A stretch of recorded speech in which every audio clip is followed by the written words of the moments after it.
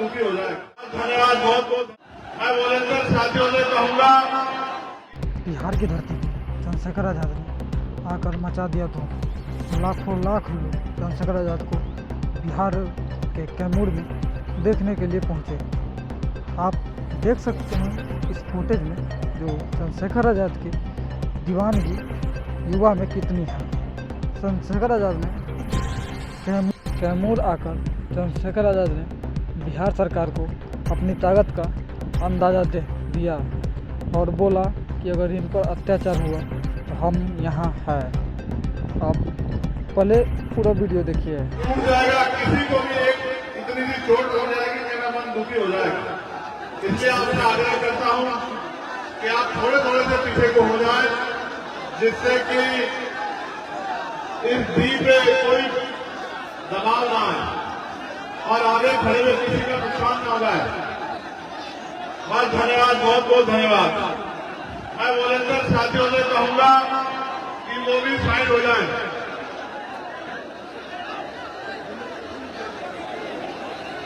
मैं धन्यवाद दूंगा संचालक जी का, पटवारी लाल जी का, जो आज की इस कार्यक्रम का संचालन कर रहे हैं, महेंद्र गुरु जी, सुरेश वाडेकर जी, जो सचिव है धाम कमेटी के, जंग बहादुर राम जी, जो अध्यक्ष है धाम कमेटी के, भूरेलाल पहलवान जी, मुन्ना सरपंच जी, सतीश कुमार जी, सदावर्ज राज जी, मुकेश कुमार जी, जो मूर्तिकार है सुदामा राम जी, मैं उनका भी धन्यवाद करता हूँ, सुजीत कुमार जी, मूरत राम जी, अखिलेश राम जी, मुसई राम जी और राम जमीन राम जी का मैं बहुत बहुत धन्यवाद करता हूँ। ये वो सब साथी हैं जिनका इस कार्यक्रम में योगदान है और ये इस कमेटी के भी जिम्मेदार है, जिनकी वजह से मुझे आने का मौका मिला। प्यारे साथियों, मैं अपनी बात को शुरू करते हुए जगत गुरु सतगुरु परम पिता सतगुरु रविदास महाराज जी को भी कोटि कोटि नमन करता हूं, जिनके ऐतिहासिक स्थल पर आप और मैं इकट्ठा हुए हैं। मैं आज के अवसर पर महामानव तथागत बुद्ध को, भगवान वाल्मीकि जी को, गुरु नानक देव को, संत कबीर जी को भी नमन करता हूं। यहाँ मैं राष्ट्रपिता ज्योतिबा फूले जी को भी, साहू महाराज जी को भी, डॉक्टर बाबा साहब अम्बेडकर को भी, मावना रामसू वर्मा जी को भी, बाबू जगदेव प्रसाद कुशवाहा जी को भी, जननायक कपूरी ठाकुर जी को भी, मैं नारायण गुरु को, संत गाड़गे महाराज को, मान्यवर कीना भाना वाल्मीकि को, बाबू शिवदयाल चौरसिया को, संत राम विजय प्रजापति को और हमारे गुरु, हमारे नेता मान्यवर साहब श्री काशीराम जी को भी नमन करता हूं। इस मंच पर उपस्थित सभी संतों को भी मैं जय भीम, सतनाम, जय गुरुदेव करता हूं। यहाँ हमारे मिशनरी गायक हैं किशोर कुमार पगला जी और एक और हमारे साथी जो मिले थे शिवचरण दीवाना जी, गोपी यादव, मैं इनको भी सबको, महेंद्र गुरु जी सबको जो है बहुत बहुत धन्यवाद करता हूं, जो मिशन का गायन का काम करते हैं।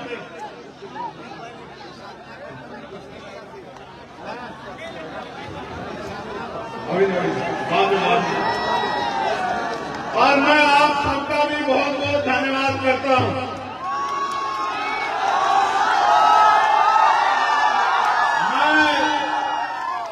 मेरे साथ चल के आए हमारे राष्ट्रीय महासचिव भाई जीवन सिंह वालिया जी का, हमारे बिहार के सह प्रभारी पीके आजाद जी का, हमारे भीमनाथ जी के अध्यक्ष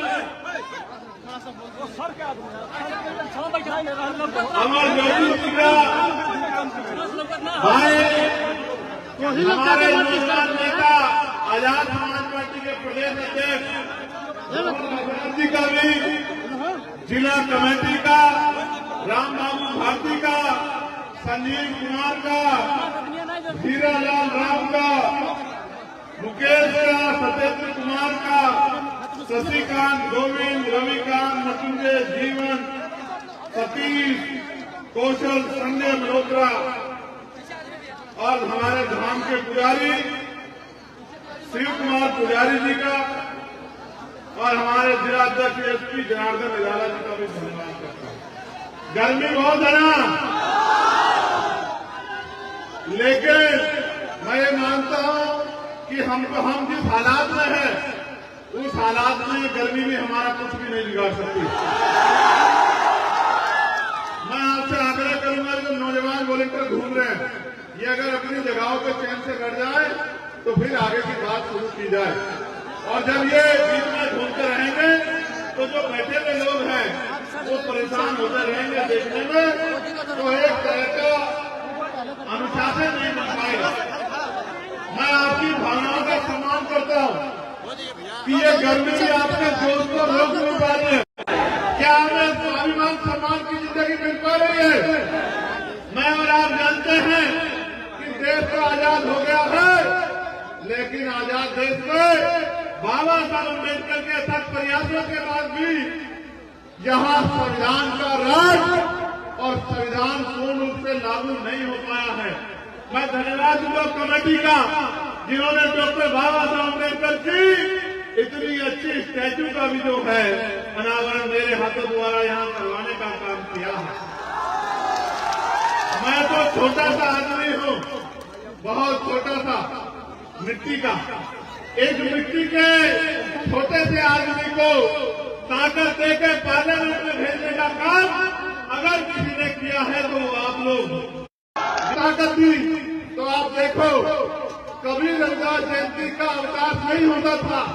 मैंने पार्लियामेंट में लड़ के सरकारों को मजबूर किया कि वो जगत गुरु सतगुरु रविदास जी की जयंती में अवकाश रखें। ये अवकाश कैसे सुनिश्चित हो पाया? जब आपने मुझे ताकत दी, मैंने उस ताकत का प्रयोग करके पार्लियामेंट में देश की सरकार को और प्रदेशों की सरकार को मजबूर किया कि वो करोड़ों लोगों की आस्था का सम्मान करे और जगत गुरु रविदास जी महाराज की जयंती पे अवकाश करे। क्योंकि देश धर्मनिरपेक्ष है, सभी को अधिकार है, सभी की जो है आस्था है, तो इतने लोगों की आस्था के साथ खिलवाड़ नहीं किया जा सकता है। आज जगत गुरु सतगुरु रविदास जी महाराज को मानने वाले लोग पूरी दुनिया में रहते हैं, पूरी दुनिया में वो उनके झंडे का प्रचार प्रसार करते हैं और उनकी विचारधारा को फैलाने का काम करते हैं। इतने लोगों की आस्था का अपमान जब सरकार ने करने का काम किया तो आपके इस छोटे से सिपाही में जगत गुरु सतगुरु रविदास जी महाराज की संतान ने आपके झंडे को मजबूत करने का काम पार्लियामेंट में किया। ये आप सब लोगों ने देखा होगा। मैं आपको ये बताना चाहता हूँ, आपने मुझे ताकत दी, उस ताकत का प्रयोग करके मैंने आपके आत्मसम्मान की लड़ाई को लड़ने का काम किया। लेकिन आज जब मैं बिहार में हूँ और मैं जब निकल के आ रहा था तो मैंने आपके घर देखे, आपके कपड़े देखे, आपके साधन देखे और कहीं ना कहीं मैंने ये भी महसूस किया कि आपके चेहरे पे उम्मीद तो है, आपके चेहरे पे आशा की किरण तो है, लेकिन आपके चेहरे के साथ साथ आपके मन में ये चिंता भी है कि वो दिन कब आएगा जब हमें इस देश में बराबर के अधिकार, सम्मान और इज्जत की जिंदगी मिलने का काम होगा। ये चिंता भी मैंने महसूस की। आप औरों को छोड़ो, अपने दिल पे हाथ रख के बताओ, क्या आप इस जिंदगी से खुश हैं? ये जो तमाम तरह के गैर बराबरी के जीवन को आप लोग जी रहे हैं, इस जीवन से आप लोग खुश हैं? अगर खुश नहीं हो तो इसको बदलने के लिए क्या कर रहे हो ये भी मुझे बताओ। प्रयास कर रहे हो नहीं कर रहे हो? मैं आपका ध्यान आकर्षित करूंगा। अब आप मेरी बात को बड़ी गौर से सुन रहे हो। ऐसे समय में मैं आपका ध्यान आकर्षित करता हूं। आपने वहां से यहां तक देखा कि इस सड़क के क्या हाल है।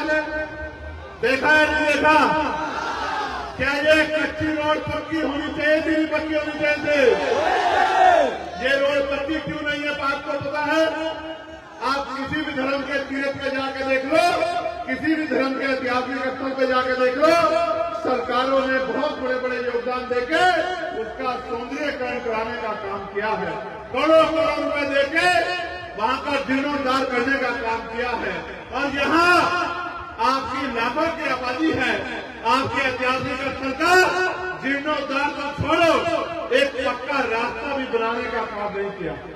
ये तो जब इनको सूचना मिली कि मैं आ रहा हूं, तो इन्होंने कच्ची पक्की सड़क जो है 3-4 दिन में निर्माण की है। ये भी कमेटी के लोगों ने की।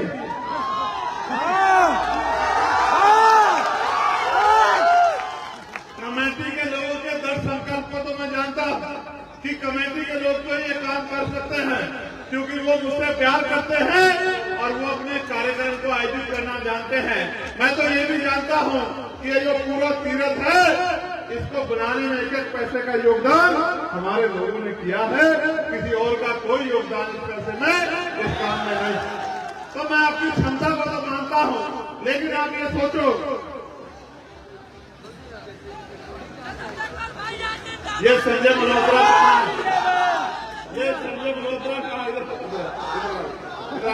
मुखिया जी हैं, मुखिया जी, मुखिया जी हैं।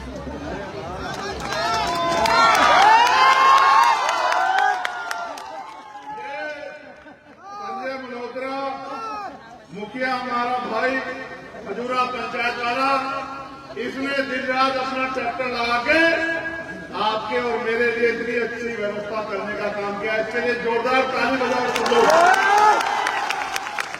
प्यारे साथियों, मैं आपको जगत गुरु सतगुरु रविदास जी महाराज के बारे में, उनकी वाणियों के बारे में कुछ बताना चाहता हूं। एक बार जगत गुरु सतगुरु रविदास जी महाराज जब अपनी स्थान पर बैठे हुए थे, ऐसे ही लोग जनता को उपदेश दे रहे थे, तो जनता के बीच में एक साथी खड़ा हुआ।